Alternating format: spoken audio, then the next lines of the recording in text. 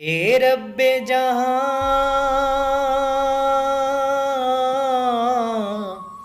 ए रब्बे जहां, सैयद सज्जाद का सदका, बीमार जो हों उनको मुकम्मल तू शिफा दे। ए रब्बे जहां, पंजतने पाक का सदका, बीमार जो हों उनको मुकम्मल तू शिफा दे। जी तो दोस्तों, मां आहियां तव्हांजो पंहिंजो सिंगर इमरान चांडियो।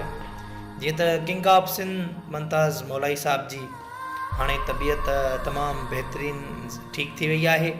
दोस्तनि खे मैसेज ॾियणो छो जो हुनजा परिस्तार जेके असां फ़नकारनि सां प्यारु कंदा आहिनि, जेके मुमताज़ मौलाई किंग ऑफ सिंध सां प्यारु कंदा आहिनि, उनजा परिस्तार तमामु परेशान हुया, जेके काफ़ी असांजे कालियूं पिया कनि त अदा तव्हां फ़नकार आहियो, तव्हांखे घणी मालूमात हूंदी मुमताज़ जे बारे में।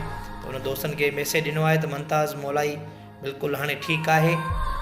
जेके असांजा दोस्त दुबई में रहनि पिया या सऊदी अरब में रहनि पिया, उन्हनि जूं दुआऊं अॻिजी वियूं। ऐं जेके जिन दोस्तनि हरम पाक मदीने में हरम में मुमताज़ मौलाई साहब जे लाइ दुआऊं कयूं, ऐं जेके दोस्त करबला, शाम, इराक, ईरान जे सफ़रनि में हुया, जेके जिन रोज़नि में करबला जे मौला हुसैन जे रोज़े में या शाम साइण ज़ैनब जे रोज़े में, साइण सकीना जे रोज़े में जिन बि दोस्तनि दुआऊं घुरियूं, किन दोस्तनि हरम पाक में दुआऊं घुरियूं, मदीने में, मके में, सैयदनि जूं दुआऊं, परिस्तारनि जूं दुआऊं, दोस्तनि जूं दुआऊं, उन्हनि जूं दुआउनि रंग लाथो। मुमताज़ मौलाई जी खैर सां ऑपरेशन थी वई, उहा हाणे बिल्कुलु ठीकु आहे, अल्लाह साईं जी अमान में आहे।